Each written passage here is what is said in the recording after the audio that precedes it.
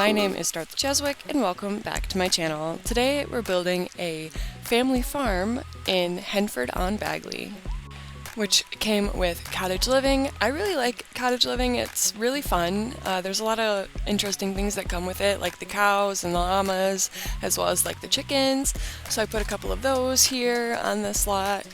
I'm just trying to figure out the roof shape here. I really wanted to have these two dormers in the front of the house, and I think it just didn't look right with just two of them. It took me a really long time to figure out the layout for it, and just getting them to look right. It just looked kind of funny at first, and I kind of adjust it as I build and make it look a little bit bigger because we needed the house to be just a little bit wider.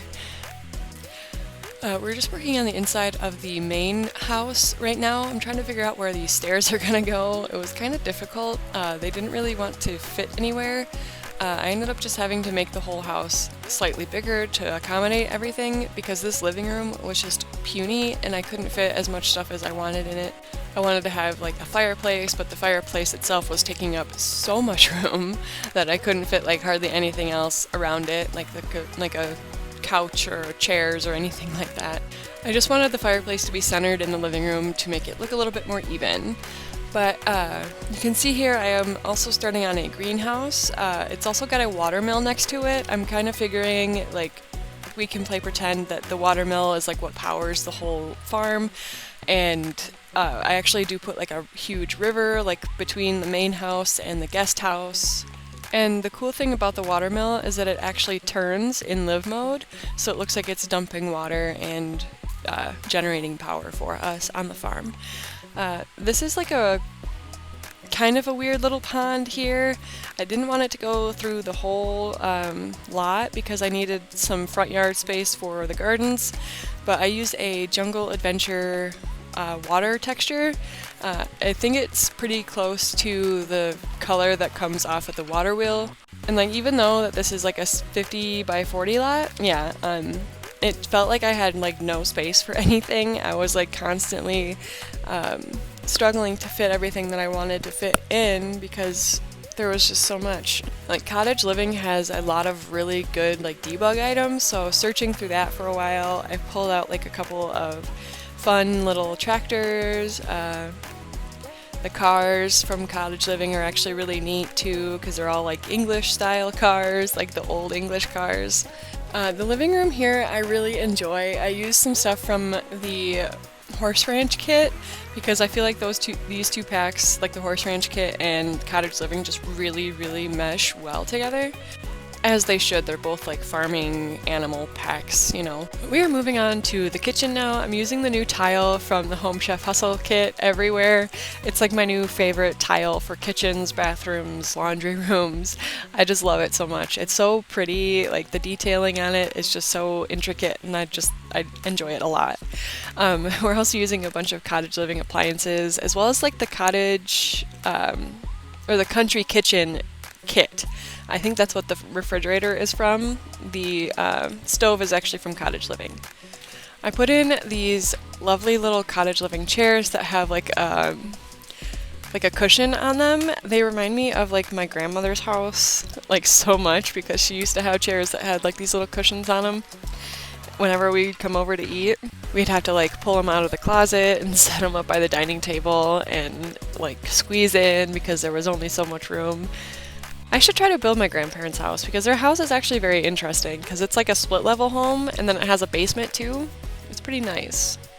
Just putting some random like clutter items around. Cottage living has a lot of these like really interesting kitchen decorations.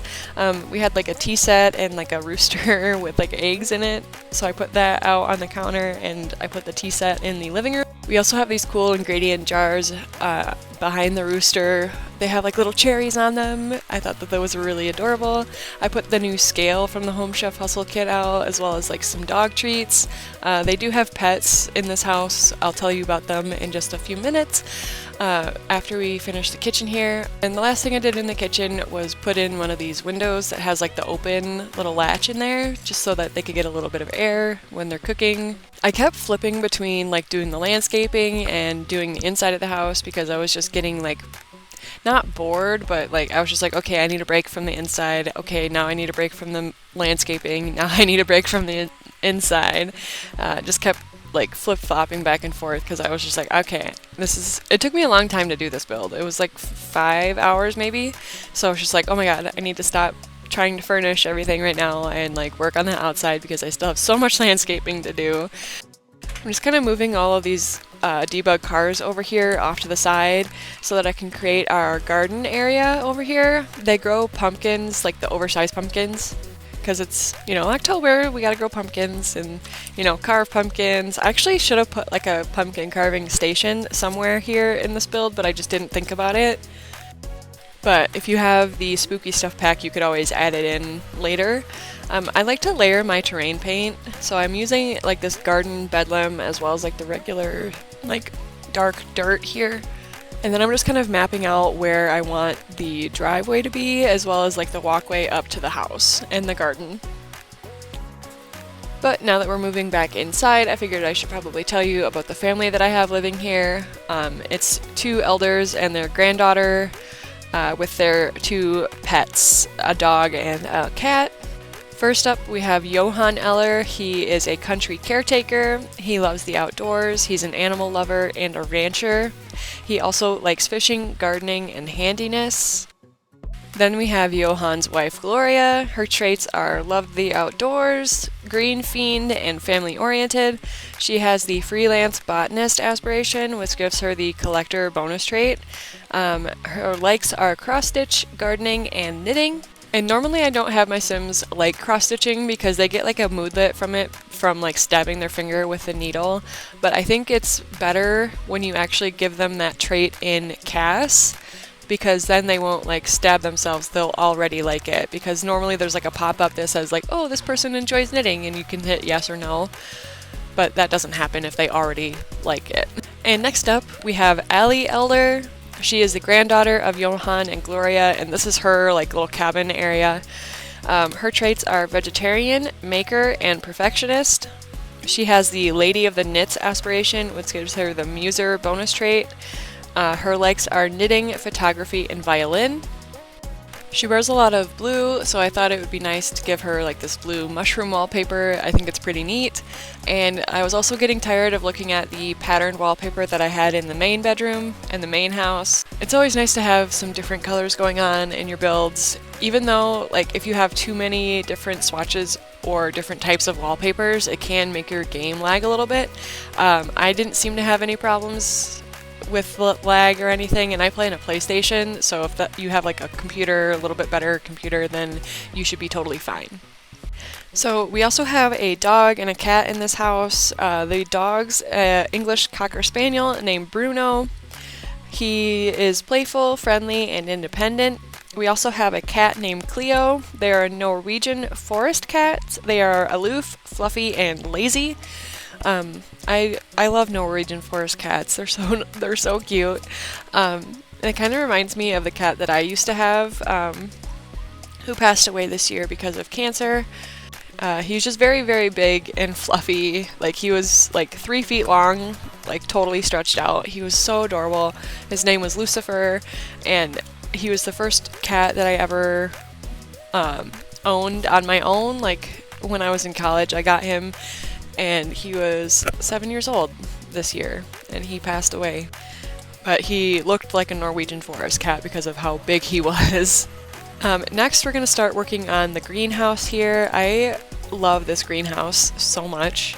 And the greenhouse is super cool. I put a lot of these like fake plants in here as well, just to make it look a little bit more realistic. You know, we've got plants growing all over the place, and then we've got actual space to grow crops inside if we wanted to. And I did actually like plant everything for you if you want to download this build.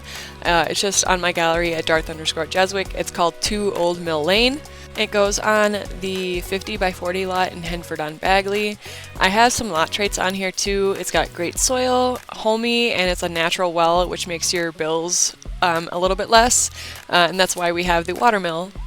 In total, this build ended up being about 83,367 simoleons, and I used about 36 packs. But that is all for today's video. If you want to download this build, you can find it on the gallery at Darth_Jeswick, and if you enjoyed this video, hit that like button because it really helps out, and don't forget to subscribe to my channel to see more videos just like this, and I'll see you all in the next video. Bye everybody!